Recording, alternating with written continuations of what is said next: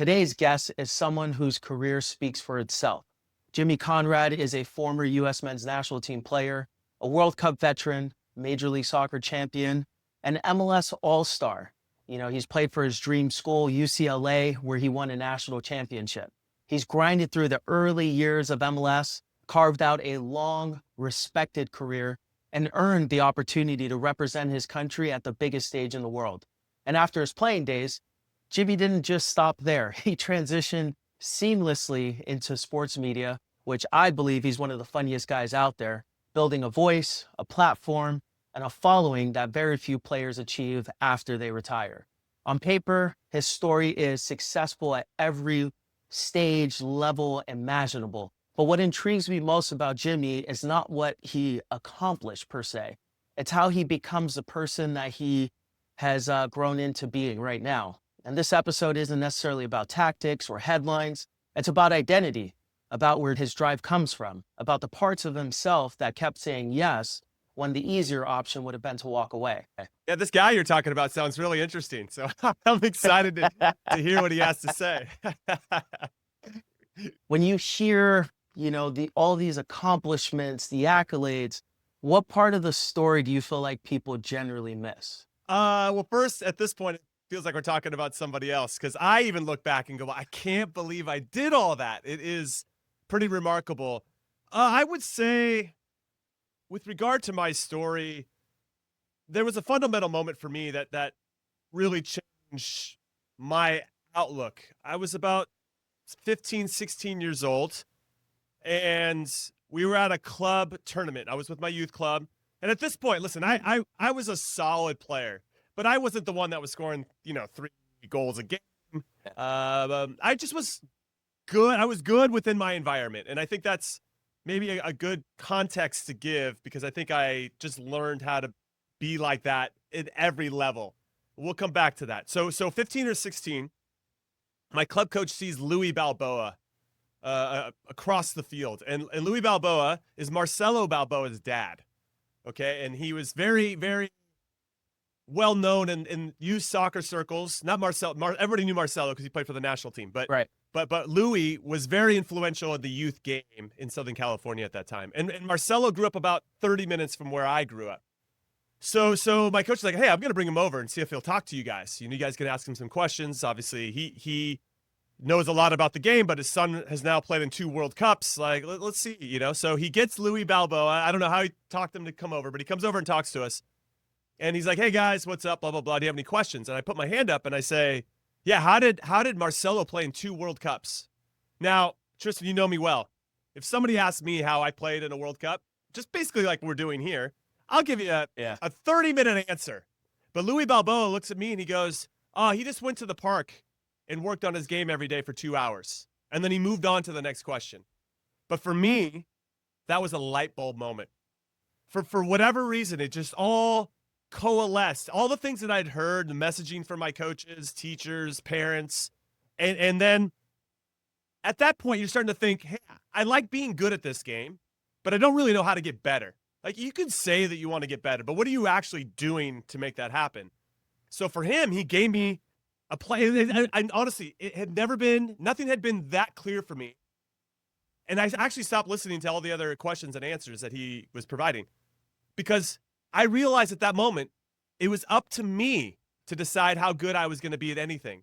If Marcelo Balboa could go work on his game every day for 2 hours, and that's what helped propel him to go play and he grew up not too far from me, like a local kid, I can go do that. Like, that's within my control. And now you have to act on it.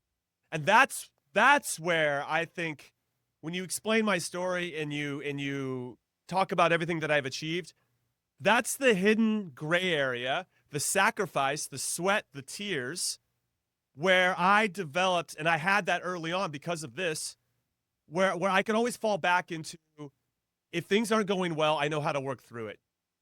And now I'll give you some context. So I'm the day after we get that information, I'm like, oh, I'm going to the local school by my house. There's a field, there's a wall. Cool. Got my ball, dude, I am buzzing. I am like, I got this all figured out. I'm going to be on a World Cup team. It's going to be awesome. Best player, blah, blah, blah, right?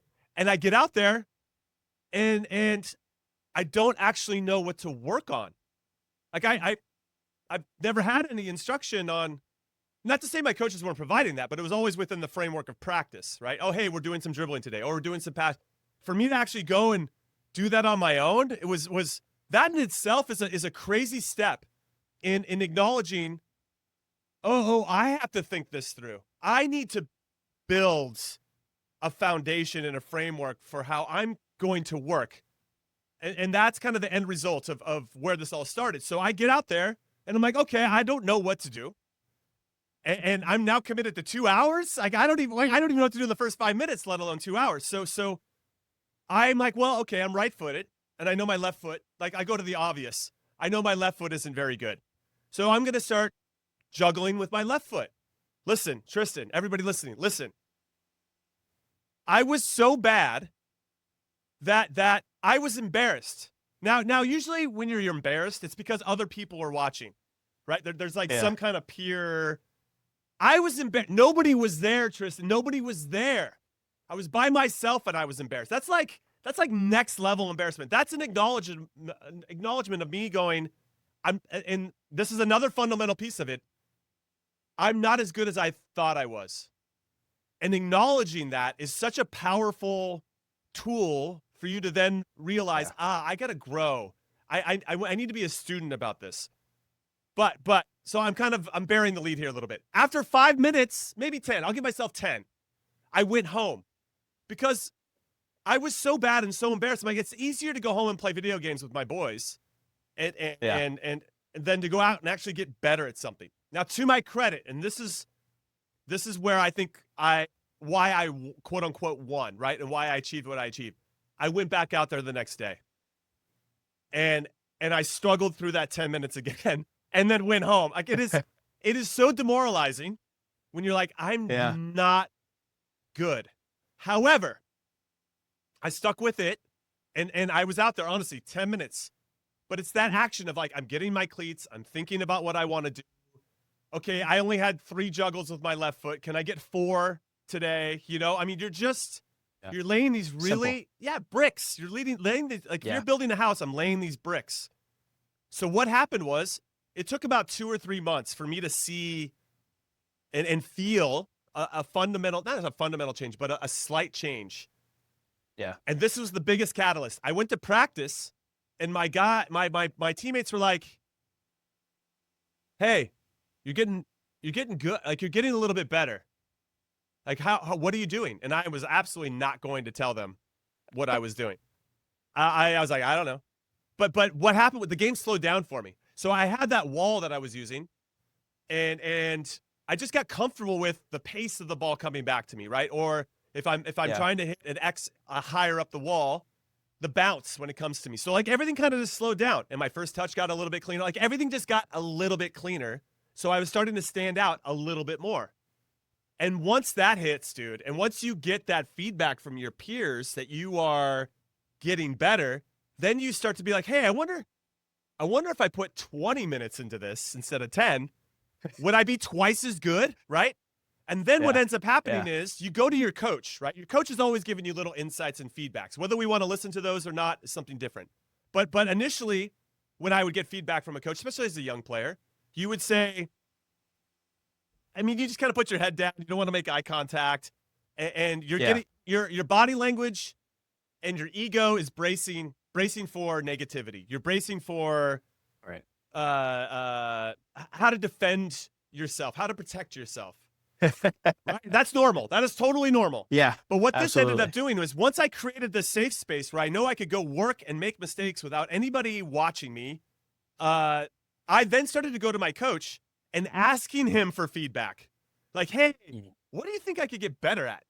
And then he would listen, his feedback was gold because he'd be like, hey, actually, can you work on, your 2-touch from like getting it from, let's say I'm in the back line, getting it from the left center back and getting it over to the right back. Like, how can you get a little bit faster at that?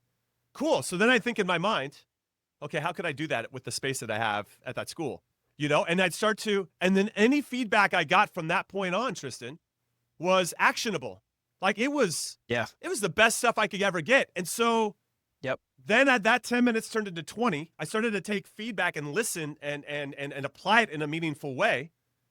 And then that 20 turned into 40 minutes, 40 turned into 60, 60 turned into 90. And then you start to think, hey man, if I started running more, do you think I'd be fitter? Well, yeah, you would. You were hooked. Yeah, you're hooked. You're like, hey, if I did like speed ladder stuff, do you think my feet would get faster? If I started to lift more, do you think I get? And then it just, it's over, right? So Right. I started to layer all of that in, and because I created a safe space to grow without fear of judgment. Like I honestly don't know if I could have done it if phones existed, because I'd always be like, hey, I'd be filming myself. Yo, who's outside working on their game? You know what I mean? Like I would have turned it in because of my personality. I definitely would have turned it into more entertainment, I think, than maybe what I was focusing on at that time. But I developed a singular focus. I developed how to be a student. I developed a growth mindset in some capacity.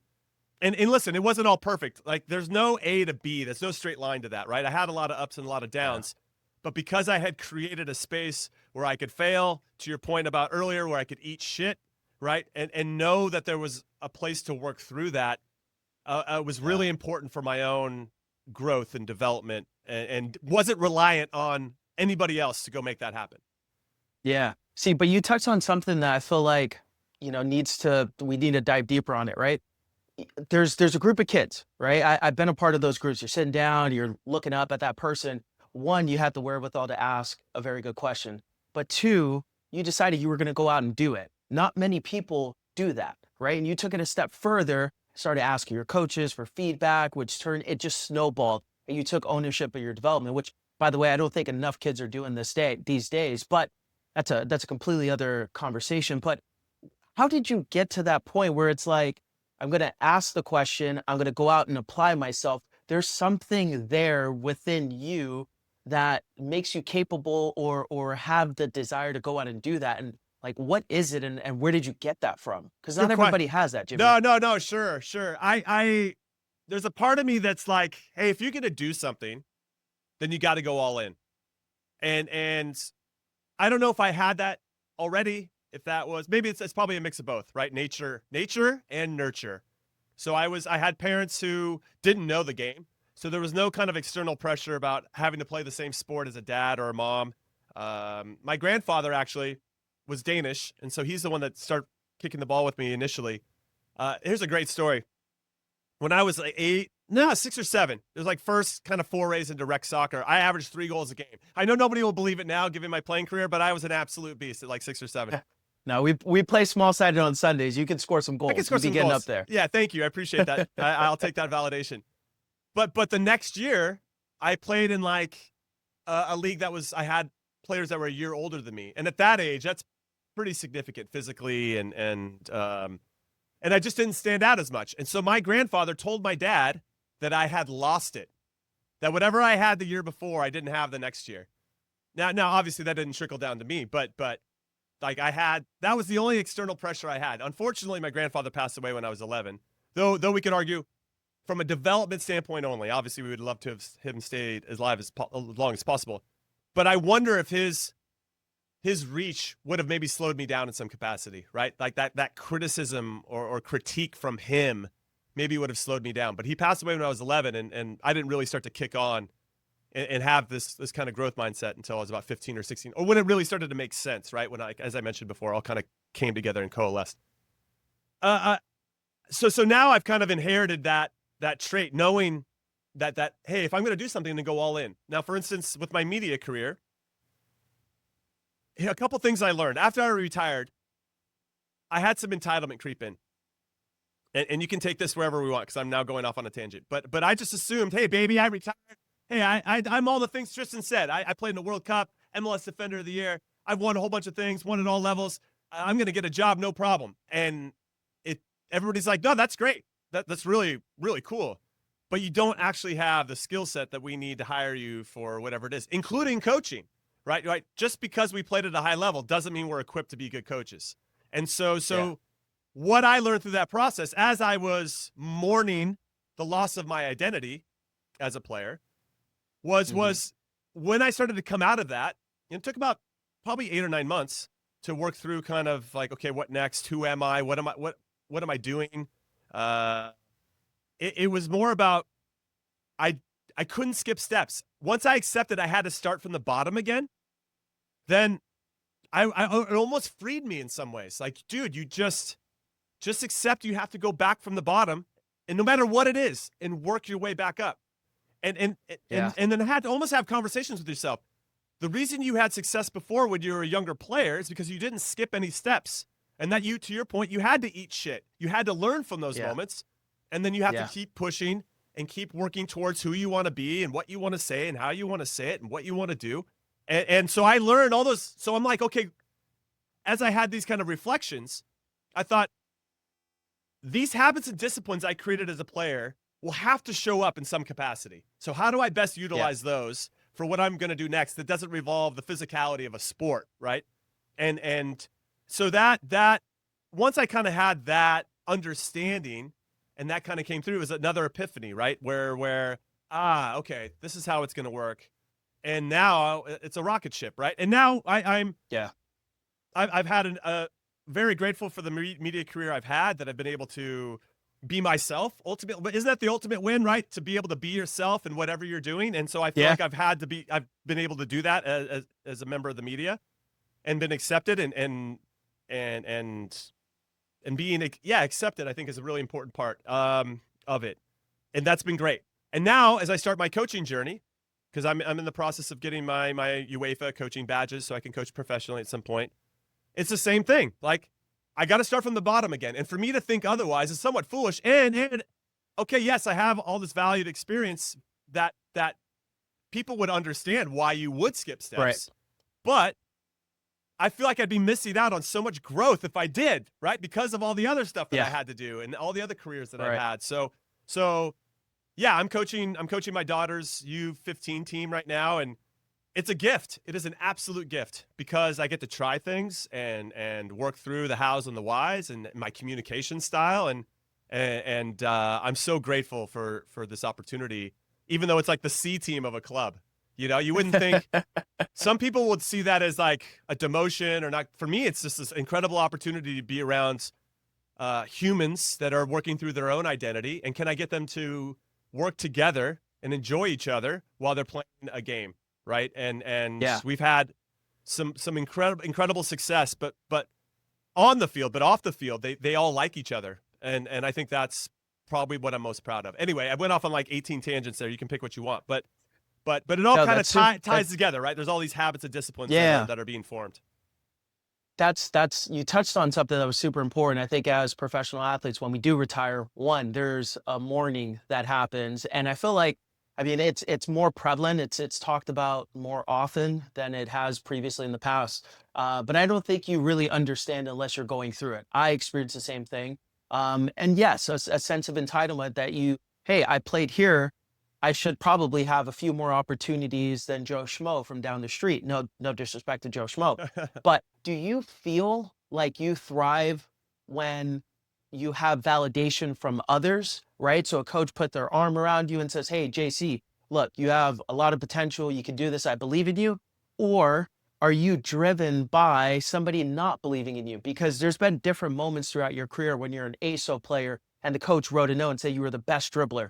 That put a battery in your back, right? But at the same time, there were moments throughout your career, say for instance, when you won the national championship with UCLA and you weren't drafted, or even a step before then, when you have a great high school career and you're not heavily recruited, right? So you have those contrasts, and it seems like there's never been a point where you gave up on yourself. So do you feel like you need validation, or you're totally fine without it? That's a lot of layers to that. As you're explaining the different examples that existed in my career, I want to say both. And because you need, there's always that validation from your parents. I don't care what anybody says. You're always looking for that. And mine, I thought, were very good at just waiting for me to come to them. And it wasn't necessarily getting them to say, hey, you're a good player or good job. They were more of the, hey, did you have fun today? kind of crowd. You know, they were more into less results, more about process, which feels more kind of scientific when we say it that way. But that's I just think that was just kind of situationally how it went. They just didn't know anything about the game, so they were not going to pretend that they did. And so they would help me through working with different personalities. Like Ziggy Schmid was my coach at UCLA, and he was not very open with his communication at times. You didn't always know where you stood. And as I've learned post my high school or college career under him, all the guys were feeling that way. I thought it was just me, you know? So that was clearly by design. That was the way that he coached, and that was his style, and that's the way he thought he could get the most out of his team, and he's had a lot of success. So there's probably a lot of truth to that strategy. Not the way that I would coach, because I don't necessarily feel like he got the very, very best of me. Here's what's interesting about my UCLA experience. I walked on there. I came to him. He didn't recruit me. And Danny Califf, so I played 2 years at San Diego State. And after 2 years to coach there, I just didn't feel like I was growing, right? I was already kind of in a growth mindset. Like, I wanted to learn, and I just wasn't learning from that coach. I was learning from the experiences in the games and from some of my teammates, but not from the coach. And I felt like there was a big piece that I was missing. So I went looking around the Southern California universities to say, hey, you know, it's not the transfer portal that it was today, which is crazy transfer portal. With the NIL money. No. Well, I wouldn't have got any of that You make either. a killing, by the way. Well, personality-wise, but playing-wise at that point, I was still pretty raw. You could see that I had something, but still pretty raw. So Ziggy didn't know anything about me. We had played UCLA earlier that year. We lost 4-0. And I actually thought I did okay. I was playing like, you guys will laugh because I'm, center back by trade, but I was like out wide right in a 4-4-2. Because our college coach didn't trust younger players to play in the important positions. No joke. That's what he said.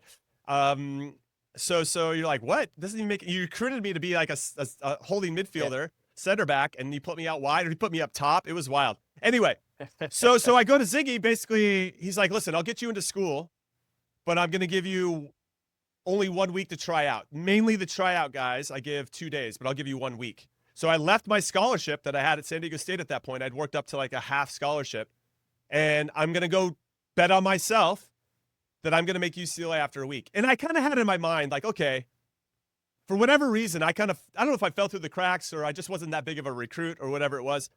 I didn't have to sit out a year when I transferred, which is pretty much what you had to do. And maybe it's because soccer wasn't one of the big sports, but if you're playing basketball or college football, there was that rule in place so that people weren't doing what they're doing now, which is just jumping all over the place looking for the best situation, quote unquote, in their mind. And so I didn't have to sit out a year, but I thought, okay, if I don't make the team, cool. I'm at UCLA, which is my dream school. I'll get settled in. I'll work my ass off for that year and just be around the team, maybe hop in on spring ball, prove myself during the spring. Like, I had a plan in place that if everything fell through, I could still fall somewhere that I felt comfortable. And hey, guess what? Right. If this whole thing falls through and I'm not good enough, then I'm going to have a great education and I'm just going to kick on and do whatever else I'm going to do after that. So I felt comfortable with plan B ultimately. So I took the risk, bet on myself, and I made the team. And actually was the first walk-on to start UCLA's first game of the year since Kobe Jones had done it back in 90. So that's crazy. It was crazy. But from that point on, I was kind of in and out. I was never one of Ziggy's guys. He didn't promise my parents that he was going to get me into the pros or whatever he told all the other parents that he recruited. So there, I always felt like I was, we like Jimmy, but he's still not one of our guys. And so that's how I felt all the way up until my senior year playoffs. I'm not starting, Tristan. I'm not starting the first game of the playoffs. And the guy in front of me, Kevin Coy, who I adore, amazing guy, he tears his knee 5 minutes into the first playoff game. And for the first time, I knew at that moment, Ziggy didn't have anybody else. So I could finally relax and play, Tristan. I could just relax and play and enjoy myself because I knew there was nobody on the bench. Like, I didn't have to play under this type of pressure. Like, one mistake was going to give him the reason to take me out. And then we give up one goal and we win the national championship. Now, Matt Reese was in goal. The guy stood on his head. I also had Steve Shack behind me. We played a back three. So it was Steve Shack, who was the #1 draft pick like 2 years later in MLS. Carlos Bocanegra, if you've heard, was captain of the U.S. for a long time. So it was me, Bocanegra, and Steve Shack, and Reese in goal. I mean, we were solid. So I'm using that as an example because yes, there are moments where I'm definitely motivated when people tell me I'm not good enough. When I hear that people said I wasn't good enough for UCLA, then I had people tell me no chance I'm good enough for the pros. And then are you the national team? Are you Jimmy Cotton, the national team? I mean, that just would have just blown minds, Yeah. but I just step by step, just made sure and it took me a while. Every time I stepped into a new level, I had to just kind of find my way. And so it's not like I just hit the switch and all of a sudden I was the guy. Like it took time. It takes time to develop and Yeah. learn where you fit in. How do you fit in? And then the professional environment, there's a whole nother element to it too, where how do you survive? Because when I had to, in MLS, you had to make the 18-man roster. There were no extra spots. You were either good enough to make the 18 or you're out. And so how do you survive in that environment where you go from basically playing with your buddies in college, in high school and college, to you're competing with your teammates to put food on the table, right? Like, so that whole, there's a lot of that doesn't get discussed and talked about either. So when we think about how I developed myself, I managed the ups and downs a lot better because I knew where to go and what to do and what to think about ultimately when things weren't going my way. And I was always thinking about different ways of, okay, if not this, then what, right? So I was a math major in college. So there's always like this if then, math formulas and situations of, okay, how do I figure out this? And so I always kind of like prepared for any eventuality, which ultimately you played with me. That's how I played defense too. Like, okay, this is what I want to do, but if that doesn't work, I'm very comfortable with moving to whatever's next. And then you're always just continuing to piece that puzzle together. If not this, then what? If not this, then what? And then also helping your teammates put out fires too, right? So I don't know, man. It's a lot to kind of dissect to get into. But at some point, you just take a lot of pride in being good at what you know you're good at, and then just trying to level up your weaknesses or vulnerabilities to a standard level. Would you say that obviously when you felt like Ziggy didn't have anybody else to fall back to, so you kind of just relaxed, played your game, and that's when you blossomed? Is it fair to say that that's when you truly started believing in yourself and everything changed from that point on? No, I wouldn't say that. I always kind of felt like an imposter at UCLA. And we went back. Here's a funny thing. We went back. It was actually for Ziggy's funeral, rest in peace. And the next day we went out to UCLA and all kicked the ball around, all the old guys, for my class in particular. And when we went back, honestly, we stepped on the field and I, for whatever reason, and I was the most, listen, you look at that team, you never would have thought I would be the guy that was going to be the World Cup player, right? There's only been 15 players in UCLA men's soccer history that's played in a World Cup, and I'm one of them. And they have it up in their trophy room, and it's crazy, right? I mean, when you think about UCLA soccer, the names are insane, and I'm one of the 15 that have done it. But when I went back out there, I felt just like I did when I was a kid, when I was there. Like I just didn't I still felt like an imposter. How crazy is that? And now I had the layer of, well, I should be the best player out here, right? Because I played in a World Cup. So it took me like 15 minutes to kind of like, what is happening right now? I had to kind of work through this PTSD that was existing in real time that I had been holding on to for forever, and still feeling like I wasn't good enough to ever have played at UCLA. So really what transformed me, I think, was I went down. So after we won the national championship, the MLS was in full swing. There was 5 seniors on the team at UCLA, and the other 4 guys got drafted, and I didn't. So I went into Ziggy. I said, hey, is there any way you can help me maybe like just go try out with one of the MLS teams? It was kind of, nobody really knew how that all worked. How do you trial? That wasn't as very clear. Right. He's like, hey, listen, I'll call. He felt bad because I didn't get drafted, but he was like, hey, let me call the Galaxy. I'll call the Galaxy and we'll see if you can get out there and train with them. So that worked out. And I went out and trained. Dude, I was money for like those 2 weeks. So much so that they asked me to come with them to their preseason, like their proper preseason camp in Florida. And at that point, they had, Mauricio Cienfuegos and Hurtado and Kobe Jones. And I mean, I'd go in the locker room, dude, and I'm a talker, and I wouldn't say anything. I wouldn't say anything. And so I was so intimidated by those guys. But when time to play, you just go out there and make decisions and do the best that you can. Yeah. And so there are a couple moments that kind of lead into deciding if this is really what I wanted to do. Like, are you willing to suffer for this? Is essentially what we're gonna get to. So there was a running drill. There was one guy on the team named Danny Pena. I don't know if you remember DP. He was, I don't even know how to explain it. He was like Gennaro Gattuso or Pablo Mastroianni. Like, he's just gonna run through you all the time. He's looking to get tackles in. I mean, he's just a beast, right? And he would smoke cigarettes at halftime. Like, he's that guy. No. I swear to you. I'm unbelievable player. Like, just kept the game simple. It's somebody you always want on your team, but you don't want to play against him. So within this 2 weeks that I'm training with the Galaxy, we're obviously going to do some fitness. So they put all the young players with Danny Pena. And it's one of those where you kind of you jog one section, then you have to run two, jog the next section, run three, one of those types of things. And so all the young guys were all so intimidated by Danny Pena that he was just jogging, like, pretty much the whole time. He didn't really even change his speed. He's like 35 at this point. I don't want to say he's like a young guy. He's like 35. He's had his career. He's just, chilling.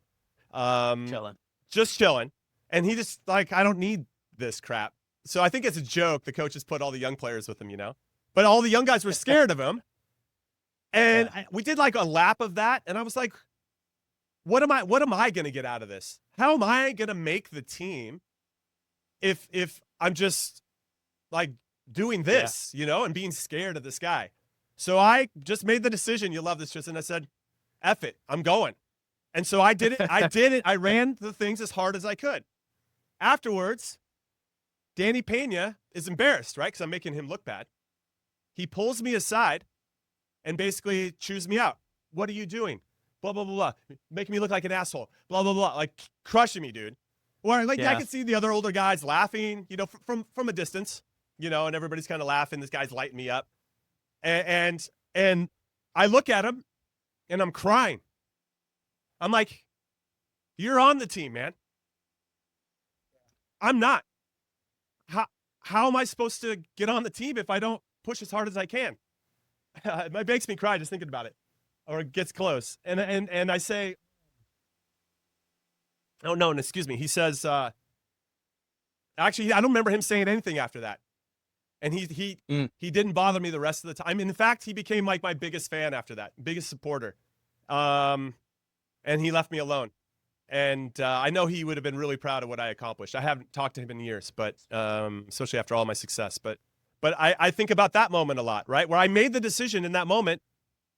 I got to do something. I have to be proactive in improving myself. I have to be proactive in believing in myself.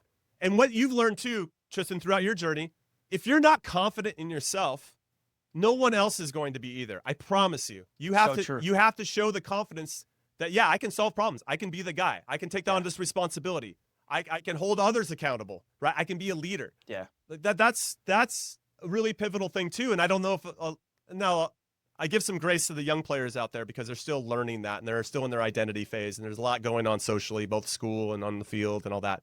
So I take all that into consideration. But at that point in my career, I needed to be like, hey, I'm putting my flag in the ground. This is who I want to be, and this is what I'm about. And here's the funny part of the story.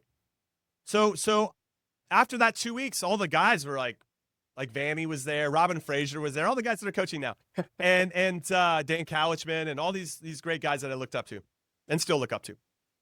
And so they were so thrilled for me when I got a bag from the equipment manager saying I'm going to go to Florida. It had all the polos and the sweats. And dude, I could not believe it. I was so excited. Now, Matt Reese, who's my goalkeeper at UCLA, he got drafted to the Galaxy.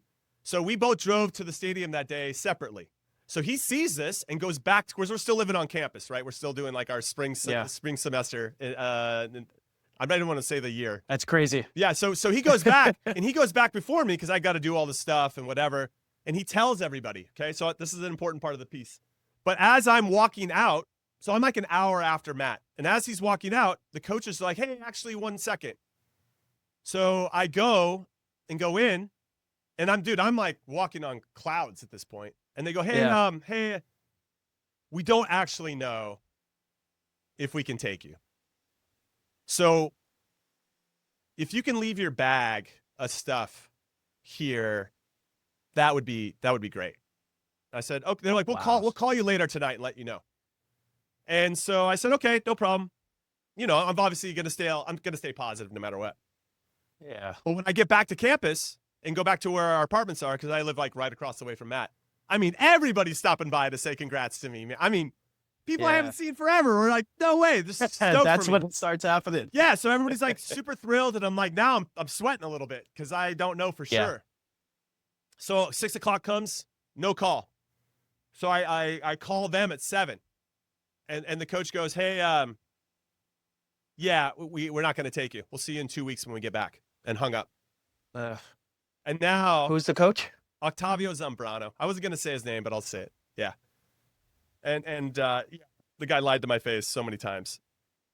But there's a come up that's there. I can share that story or not, but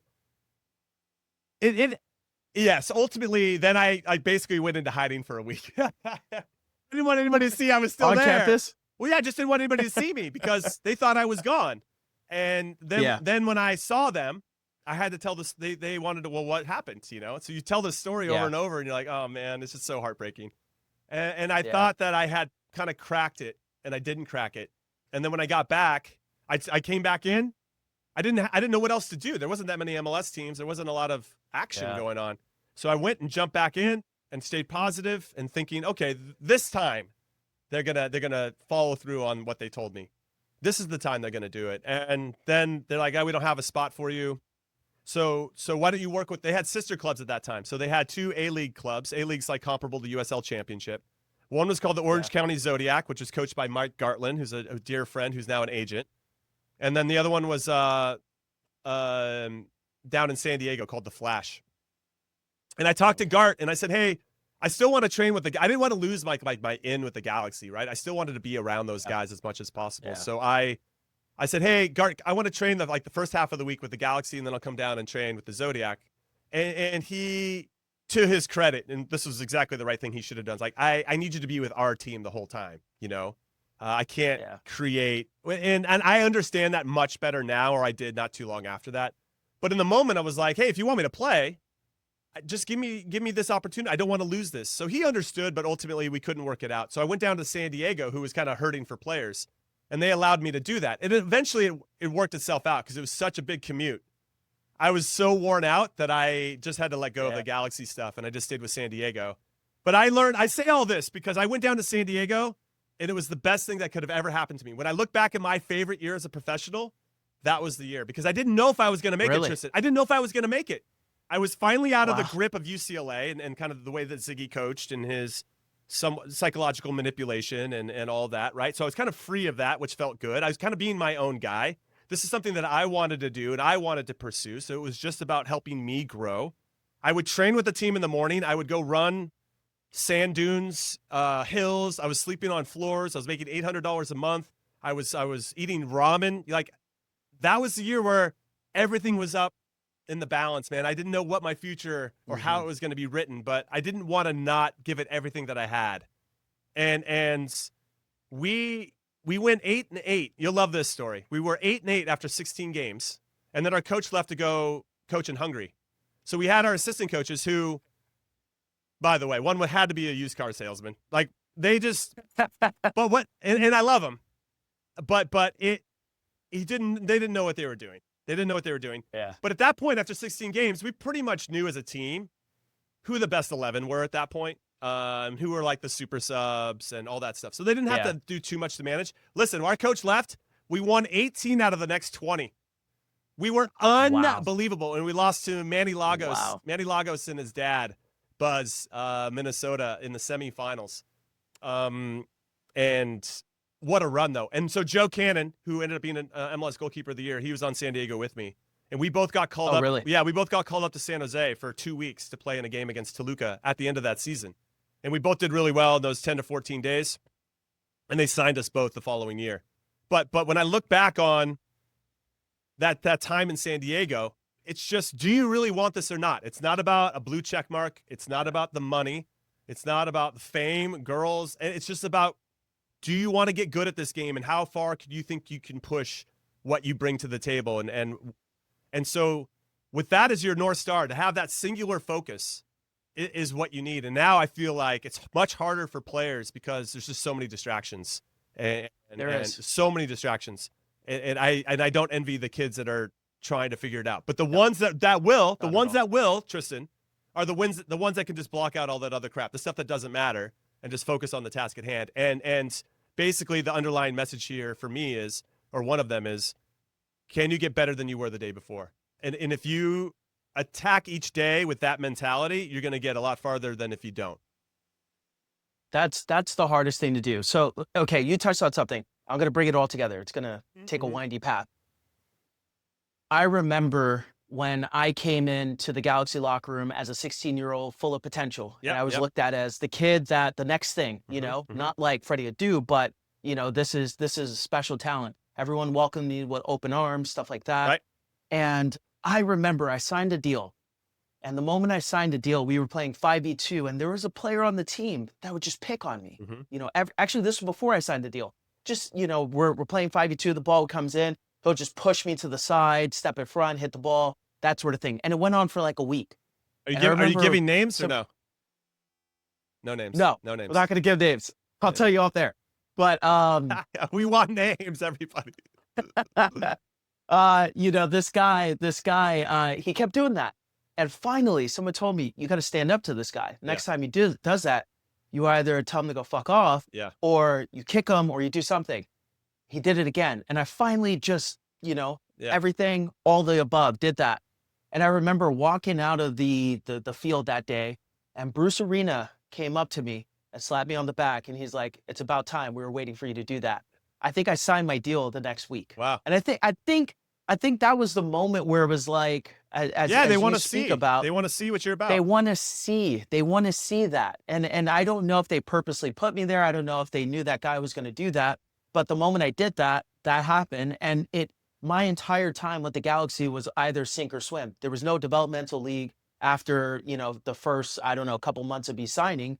And you really had to figure out, do you want this? How hard are you willing to apply yourself to make it happen? Who did you talk to during that time? Like, who was your support system? It was a coach. It was a coach, my brother and my mom. But more specifically, my brother really told me, he's like, look, you can't go out there and let them punk you. You know, he didn't have professional playing experience at that time, but just as a man, you have to stand up for yourself, you know? And, you know, I finally did it, thankfully. And I think that contributed to me getting signed. But, you know, once I did get signed, you know, I've had all the aspirations that every player has, play on the national team, da-da-da-da. But for one reason or another, it didn't happen. And I believe it was, I kind of felt like I made it, right? And I want to ask you, you had this moment where, again, you ate shit for such a long time and you finally made it. And you had an amazing career in the MLS, but that wasn't good enough for you. Did you create the goal of being on the national team and representing the US in a World Cup, or did that just kind of happen? Did you float and it just materialized? Oh, good question. I mean, you're always, to your point, always thinking that that's the end game, right? You want to play for your country. The 94 World Cup was very pivotal for me. I was in high school during the 94 World Cup. And it was in my backyard.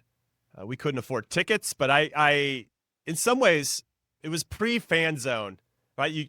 Old Town Pasadena, I think you're familiar with it, but maybe some people aren't. Just an area where people congregate, lots of restaurants, you know, a normal, cool downtown area.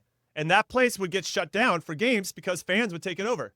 So I just wanted to go witness what that was all about. And so I saw the power and the culture of Brazilians, Italians, Spaniards, Nigerians. I mean, the Romanians. I mean, everybody came out and were just so excited to support their country in a positive way. And the fact that a game could inspire this many people to feel a certain way, I thought the feel of the game, the feel of the sport is unlike any other sport in the world. And so that got me hooked even further, right? Because this was all right around the time that I was starting to train more on my own and all that type of stuff. And so it kind of just crystallized, I do want to do this. This seems really cool. I'm going to keep going forward. So not to say it didn't feel possible. Like I told you about Marcelo Balboa, a local kid, Yeah. who played on that. That sounds cool. But it always was in that space. That sounds cool.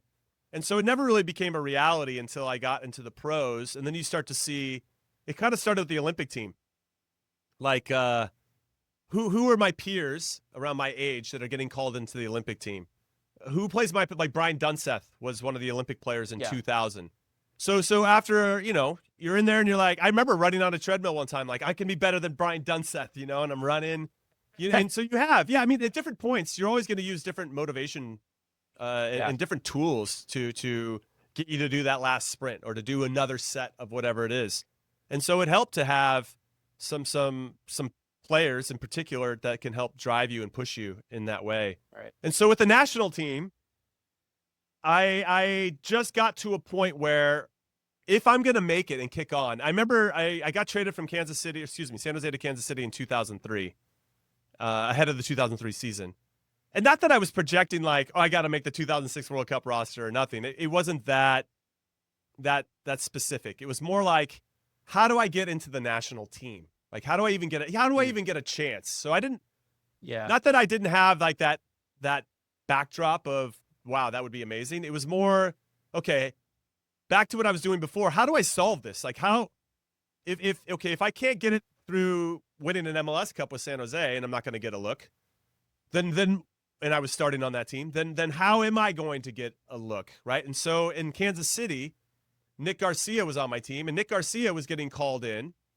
And I was like, okay, I can't do everything that Nick can do, but I can do other things that he can't. And I wonder if that can fit in. And so I basically I have to play better than Nick Garcia. So that was one thing. Yeah. But I also knew like if you had the best defense in the league, it becomes undeniable. Like you have to look at those players and what they're doing. Right. So I made it a goal. 2003 was a little bit weird. We're still playing in a back three, and I was like kind of a grunt man marker, right? So it's just like me versus Carlos Ruiz all the time, which was fine. I learned a lot because Carlos Ruiz is a top forward, and you learn how to get better at your craft.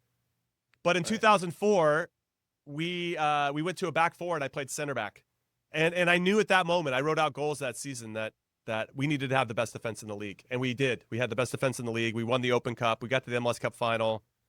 We missed the Supporters Shield by goal difference. We were like one of the closest to ever win the treble domestically for MLS. Nobody really talks about our team, but we were stacked and very good. And at the end of that year, because of that, right, I had the best defense. The players were going to go on strike. I always wanted Bruce Arena to look at me. He wouldn't even shake my hand when he came into the locker room because he just didn't know who And so I was like, this guy doesn't know who I am. It doesn't seem likely. And 2004, the players went on strike. The national team players went on strike. And so they had to prepare for a camp with secondary players. I was going to say scabs, but that's pretty disrespectful. So secondary players.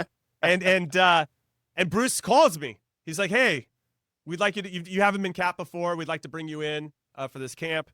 And at that point I had talked to all my guys that were on the national team and like, you cannot cross the line. We need you to be on our side. And I'm a player first guy. So that was easy, but it was hard to tell Bruce no. And I told him, hey, Bruce, I'd love this. This is like a dream come true, but I'm going to have to turn it down. I'm going to stay unified with the guys. They ended up having, I think, a camp for like a couple days, but then they got it resolved. And when they got that process resolved, Danny Califf was leaving MLS to go try out in Scandinavia in the January transfer window, right? And because Danny Califf was leaving, they were like, okay, well, let's take a look at another center back. Nick was already getting called in, and I got called in. That's how I got called in. I need to tell everybody this part of the story. Tristan, I don't even know if you know this. When UCLA took a chance on me when I transferred in, the only reason is because Danny Califf decided not to go to UCLA and go to Maryland instead. No way. Yeah, so Danny Califf is a very pivotal person in my life and in my story. Because of that, and he did it at the last minute, UCLA needed a center back that had some experience or at least had size or whatever, so they just took a flyer on me. That's how I got into UCLA, which I found out afterwards.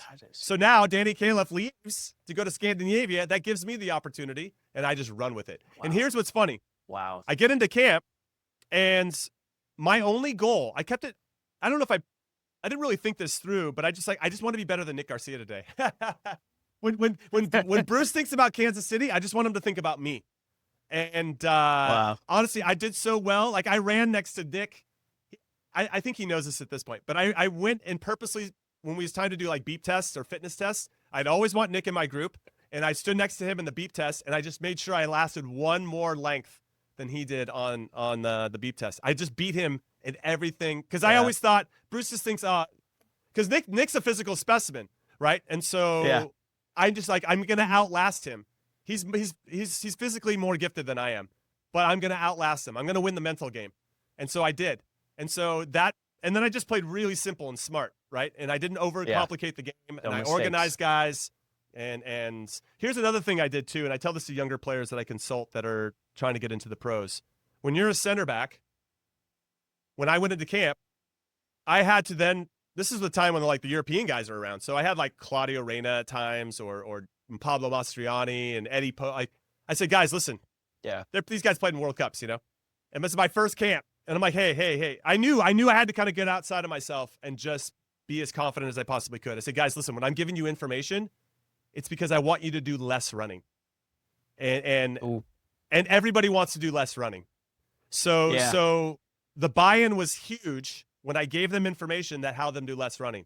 And I know those guys had my back. If Bruce pulled who they would want to take on the World Cup team, that was good for the team, was always working hard and doing what was best for everybody, I'm pretty sure I won out in that because that's what I intended to do. That's genius. So I try to, you want to make a connection with somebody on the field, just tell them you know a way to make them do less running. Everybody wants to do less running. So there's a fun fact for everybody. That is genius. So that's awesome. So I parlayed that right I got called into the first World Cup qualifier of that year. I made the Gold Cup team. And when I got to the Gold Cup team, I knew that was my chance. I was in the camp for 30 plus days. I was going to be around the coaching staff with a lot of games. I was the only player to play in all 6. We won the final. And then a year later, I was starting in the World Cup, so it's unbelievable. Yeah. And then you're going to see it too. Like Mauricio Pochettino had his Gold Cup last summer, and he got to be around some guys longer than he probably, Weston wasn't there, Christian wasn't there, some other players weren't there, but he got to build a rapport and trust with some of these other guys. And some of those guys, just like me, are going to parlay that 30 days into making a World Cup team. It's pretty cool. So what is it? Last few questions, Jimmy. I would respect your time, but I'd be remiss if I didn't ask you this. What does it feel like to be selected for a World Cup? Like very few people experience that. What is that like? What emotions come up? I mean, so you'll love this. This is the time where Bruce Arena went on SportsCenter and announced it publicly. I didn't even know before that. I found out watching him on SportsCenter that I made the team. Yeah, nobody told me anything. Now, I guess in hindsight, had I not made the team, I probably would have gotten that call, right? But I hadn't heard anything dude, I was nervous. So nervous. Here's the best part. So this was when AOL Instant Messenger was around. So for all the kids listening, you have no idea what I'm talking about. Good old-fashioned AIM. Yeah, but AIM was amazing and people loved it. So my name was Jimmy to the Jam, okay? And I forgot Landon. So I was all of our buddies. It's kind of like WhatsApp now, right? Yeah. And I forgot what Landon's handle was. But I was messaging with Landon that day. And Landon like 5 hours, 6 hours before SportsCenter was gonna, the roster was gonna be announced.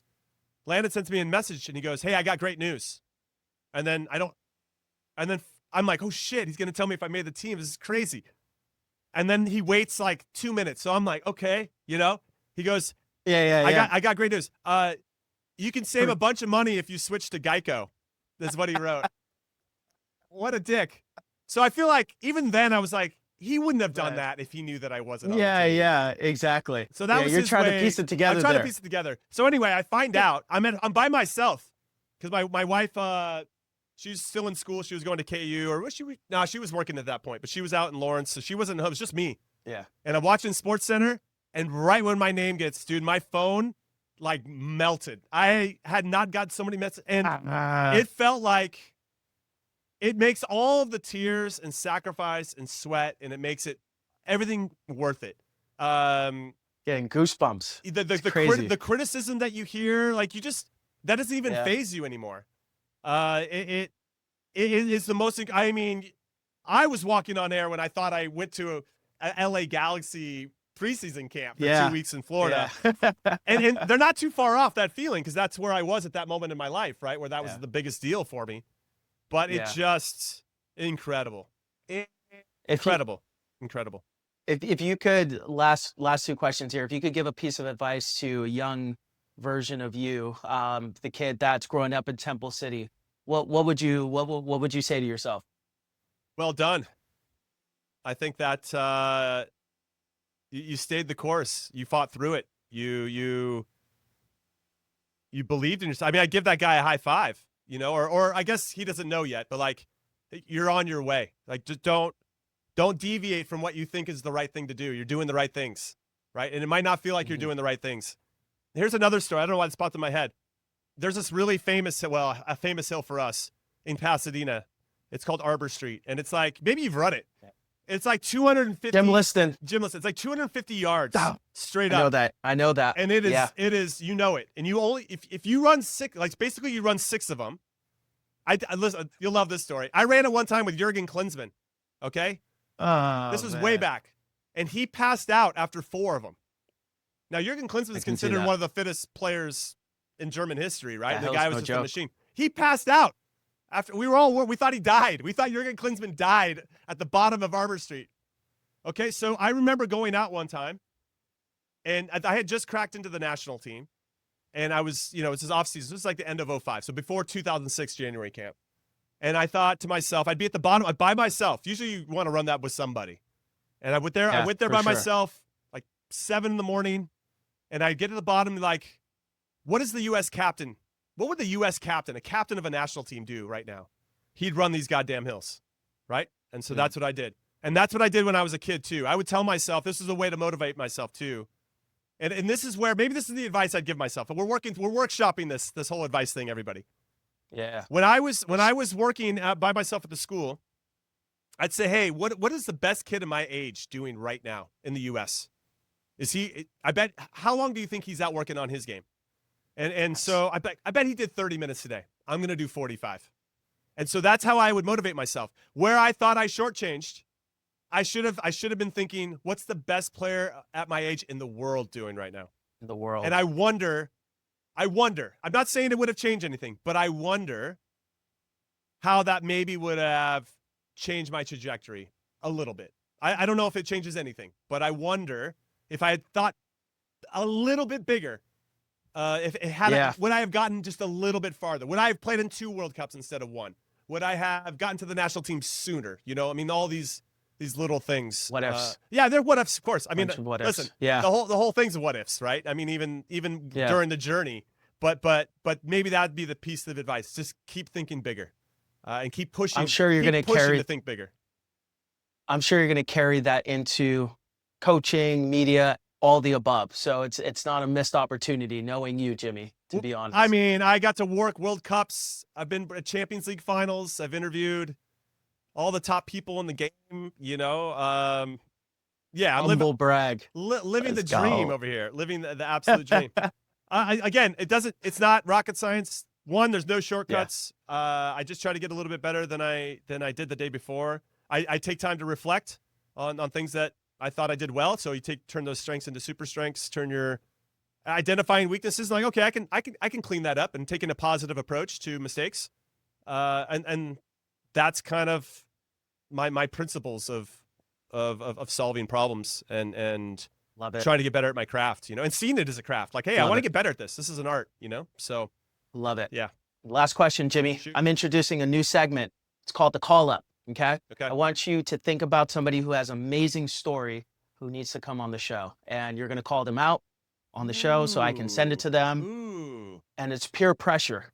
Ooh, I like this. This is a good segment. It's a really good idea. Yeah. Who has an amazing story that we need to hear from? Man, there's a lot of choices. There's one player that I would personally like to know more of their story, who I really value. It's Michael Parkhurst. So Michael Parkhurst, you need to come on the show and talk with Tristan Bowen and have a great conversation. And I say this because Michael Parkhurst, he doesn't scream professional athlete. I've told him this before. Like if you go to a game, right? I remember, I told him this when we were at national team camp. I said, listen, the fact that you've gotten to where you've gotten, the guy never fouls anybody, never gets any yellow cards. He's just like 3 steps ahead of everybody all the time. And he's had to survive in an environment where he's not the best athlete. I'm similar in some ways.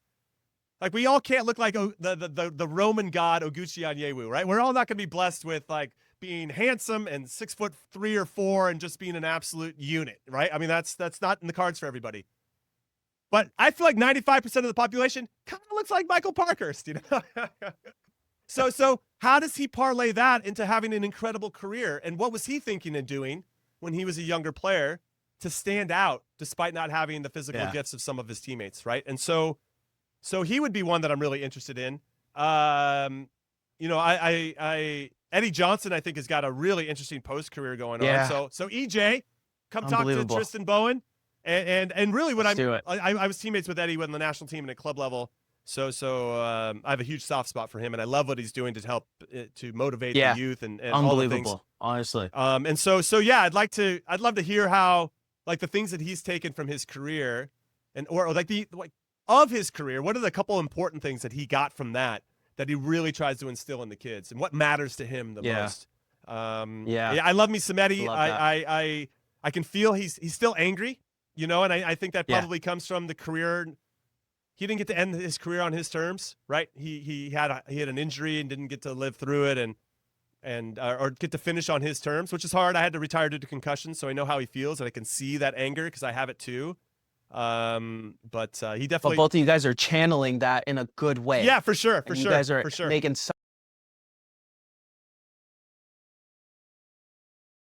such a huge impact on. That's everyone. what I kind of wanted to get. I would love to hear from him on that. But yeah, those are two guys that jump out at me that I think have some fascinating things going on during their careers, and then obviously and how they found success during their careers, and then how they've parlayed that into success after. For sure. I'm going to lean on you. I'm going to lean on all the other contacts and make it happen. So, Jimmy, I love it, man. I love you. I appreciate you taking the time. Thanks for letting me talk for like this has been awesome. 95% of this. I appreciate you.